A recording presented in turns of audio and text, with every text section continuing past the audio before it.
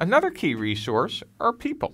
We sometimes use a fancy word of human resources or HR, and I kind of think of people in a startup as two separate categories. One is finding qualified employees, and the other is for you, the founder. How do you find mentors or teachers or coaches or advisors for you, and what's the difference between all of those? Well, let me start with the last first. Mentors, teachers, and coaches advance your personal career. If you want to learn a specific subject, you find a teacher. But if you want to hone specific skills or reach an exact goal, I suggest you hire a coach. That is, a specific subject is a teacher, specific skills is a coach. So for example, if you want to learn something more about large metadata architectures, you could bring in a teacher or take a class. But if you want to hone specific skills, like how to give a great presentation or how to manage people, you hire a coach.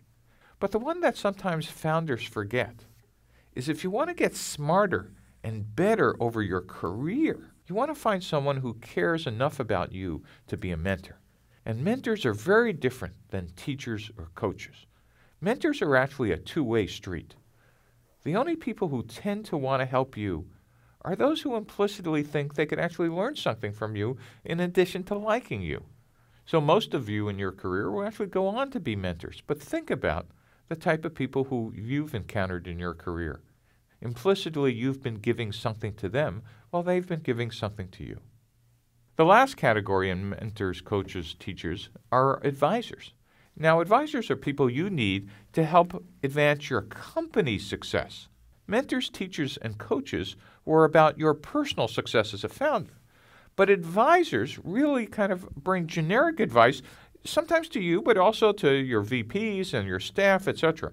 So what you want to have is experienced advice to help you figure out whether your vision is a hallucination. But getting specific, you want to put together as early as possible an advisory board. And that's really the idea of expanding your circle of accumulated wisdom past just your investors. A mistake that founders make the first time is thinking that their venture capitalist or their angel investors are your advisory board. Yes, they're your advisors, but they're also your boss. And so you want to be very careful about limiting your advice to just that circle.